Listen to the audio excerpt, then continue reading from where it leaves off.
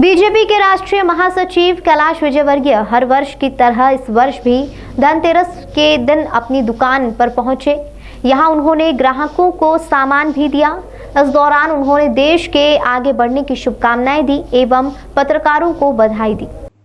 कैलाश विजयवर्गीय ने कहा कि उनका और दुकान का जन्म एक साथ हुआ था और आज दुकान और उन्हें 60 वर्ष हो गए हैं। युवा मोर्चा से उन्होंने अपने राजनीतिक जीवन की शुरुआत की थी और तब से लेकर अब तक पुश्तैनी दुकान पर बैठते आए हैं। पूरी कॉलोनी उनके परिवार के रूप में है और पारिवारिक संबंध पूरे ग्राहकों के साथ निभाए जाते हैं। भाजपा के राष्ट्रीय महासचिव कैलाश विजयवर्गीय ने कहा कि कांग्रेस ने किसान विरोधी मुद्दा बनाया था और इस चुनाव ने यह साबित कर दिया कि सारी सीटों पर एनडीए आगे है। इसका मतलब मोदी जी को किसान द्वारा अपना समर्थन दिया जा रहा है और इसका सारा श्रेय प्रधानमंत्री को जाता है। इसलिए उपचुनाव में भी सभी सीटों में भाजपा प्रत्याशी आगे चल रहे हैं।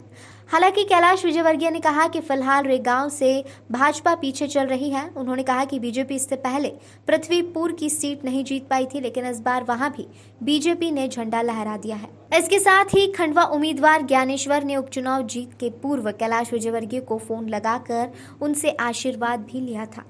देखिए, किसान आंदोलन के नाम पर जो लोग आंदोलन कर रहे हैं उनके साथ किसान है या नहीं, ये बहुत साफ हो गया, क्योंकि पूरे देश के अंदर विपक्ष ने किसान विरोधी सरकारें इस प्रकार का दुष्प्रचार किया और देश के किसानों ने एनडीए को समर्थन दिया है।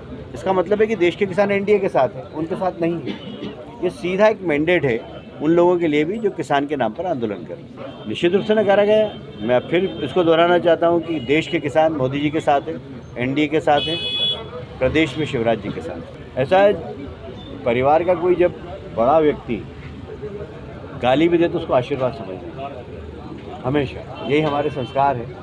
और इसलिए जब आदमी बुजुर्ग हो जाता है तो कुछ भी बोले उसको आशीर्वाद ही मानना। पूर्व में कांग्रेस में रही है, युवक कांग्रेस की पदाधिकारी रही है।